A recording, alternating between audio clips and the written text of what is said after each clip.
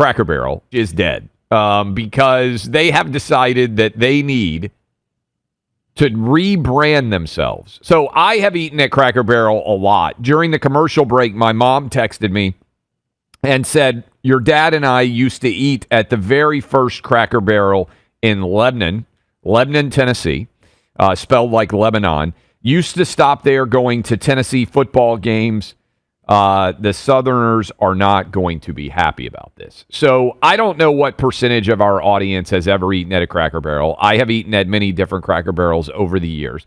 The way that I would describe Cracker Barrel is it's basically what your grandma cooked if you grew up in the South. That is the simplest way. Get, say, as a Yankee, my first introduction to country fried steak, perhaps? That would be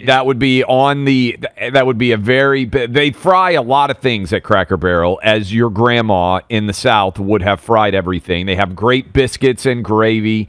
They have, I mean, again, the way that I would describe it. How are they for the gluten-free community, Clay? Probably not great. Probably not great. That's what I was thinking. I don't think gluten-free New Yorkers are not the base of the Cracker Barrel food pyramid. I think it's fair to say. I feel judged. They have a country store which has all sorts of things that your grandma would like to buy. I think that's probably a fair way to describe it. I'm looking at the menu now. A lot of the food is beige. What does that mean? The color. It's just like looking at the menu. They have all the pictures of the food, and it's just like variations of beige. I mean, it is like it is breaded what bread, things that are deep fried in bread, things put between pieces of bread, and French fries. Yes, like they have cornbread with everything. They have rolls with everything. The bread is very much of a Southern staple. So it basically is whatever was super popular to eat in the South in the 40s, the 50s, the 60s, the 70s. I think it's probably fair to say this is that writ large. Now, I think the Cracker Barrel is basically in all 50 states. They're based here in Nashville. They decided, Buck, that they needed to rebrand, to get hipper, to get fresher.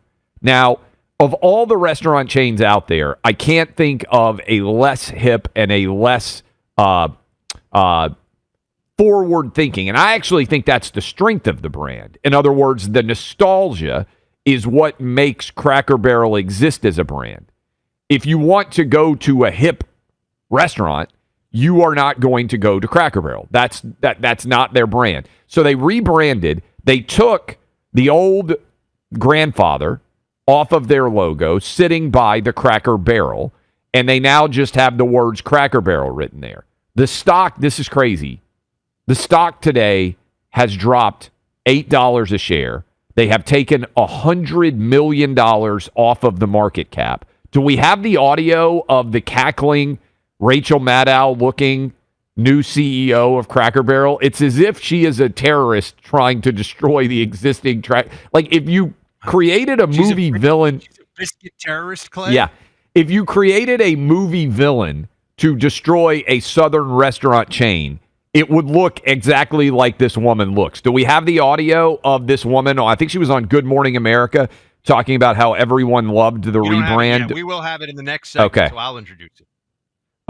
So this is just, to me, maybe this would have flown a decade ago, but Cracker Barrel seems to me to have completely Bud Lighted themselves. And I think they're going to have to fire this CEO.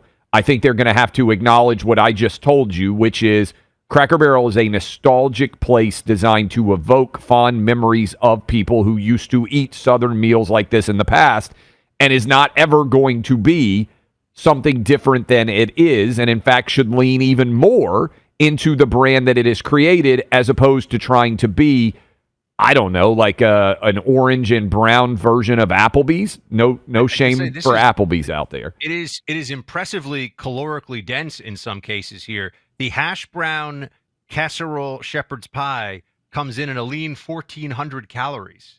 So it is not a place where you would go to lose weight. You do not go to Cracker Barrel to lose weight. Can I honest question? Cracker Barrel versus Olive Garden. Which one do you think has better food? Because I have not been to the Cracker Barrel. I'm an expert on chain restaurants because I have eaten at them all, often, frequently. I think it just depends on what kind of food you want. I mean, Olive Garden, I think, is pretty good Italian food in a chain setting. Just like I think, and people are going to get all fired up at me. They're either going to agree or just like I think chain restaurants in general do a pretty good job. Like, is Outback Steakhouse what an actual Australian steakhouse looks like? No, But do you know that Foster's Australian beer, I believe, is well. First of all, it's not. I don't know if it's sold in Australia. Probably is, but I think it's like bottled in New Jersey or something. I mean, it's like oh yeah. Well, but by the way, this goes both ways because they sell Budweiser as a premium brand in Australia, right? So like Budweiser is, I don't know, it's what is the most premium brand that exists? Like Guinness. Sorry, Fort Worth, Texas is the primary brewing location for Foster's. You can't find a Foster's, but guess what? The Bloomin' Onion. Maybe the greatest chain restaurant dish ever created. I'll throw it out there. It's unbelievable. If you don't like a bloomin' onion, I would submit to you your taste buds probably don't work. I think that was the most calorically dense single menu item across all American restaurants at one point in time, the bloomin' onion. I think it was something like almost 3,000 calories if you ate one of those, so I would hope it tastes good. Yeah. It is amazing. And so I think what's happening here is I just said this on Fox News right before we came on the air. Aisha Hasney, who used to live in your building in New York City to tie everything together, she was hosting for Harris Faulkner. I really think that all of these companies need a director of common sense, and that is someone that actually consumes the product and says, "Hey, is this something that the base that actually made this company exist is going to support?" If you had that, Bud Light never happens with with Dylan Mulvaney. They should go with Sydney Sweeney. The Cracker Barrel new logo and the remake does not happen like this. You would not have Nike lighting its brand on fire with Colin Kaepernick back in the day. The NBA wouldn't decide to put political slogans on the back of jerseys and Black Lives Matter on the court. Again, just basic common sense. These companies, and this is me getting on a soapbox because it fires me up so much. These companies employ people who have never, ever been fans of the company that they're leading, and they decide that they should make a choice without understanding the base of the company at all. You can't run a kitchen if you don't know what your food tastes like. You can't be a good chef if you're not putting that wooden spoon up to your mouth and knowing what's going on. You got to eat your own cooking, whether it's radio or it's running a restaurant or whatever. You got to know the product you're putting out there. Look, if you didn't have a Southern grandma, you probably shouldn't be the CEO of Cracker Barrel. Because if you had a Southern grandma, you would recognize the menu and you would know exactly what the business is. They're trying to evoke the idea of walking into your grandma's kitchen, right? That's grandma home-cooked meals. Caller Steve in San Antonio, Texas, wants to weigh in on this one, and I think we should let him because he has a different perspective on the Cracker Barrel. What's going on, Steve? Good morning. Thank you. I'm in San Antonio. Cracker Barrel's been here a long time. Long time. So I've eaten there, now and again for a long time. And in recent years, their product took a turn for the worse. I don't know why or exactly what the particulars of that were, but I had pretty much stopped going there.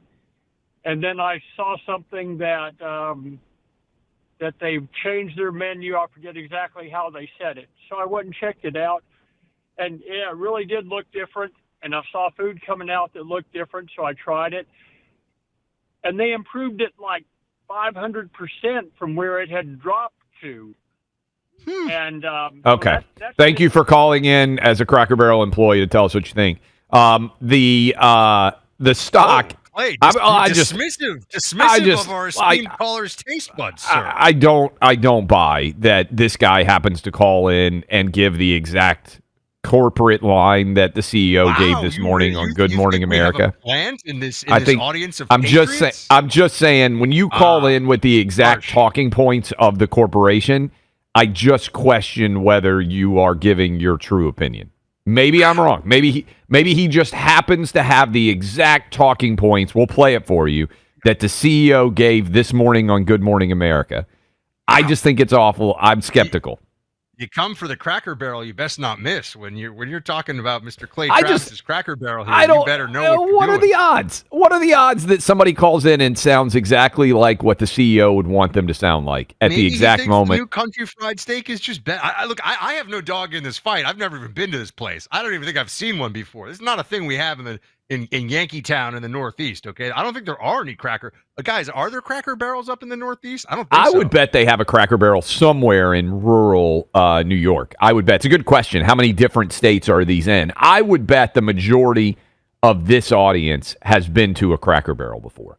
Wow, there are Cracker Barrels in New York near major highways.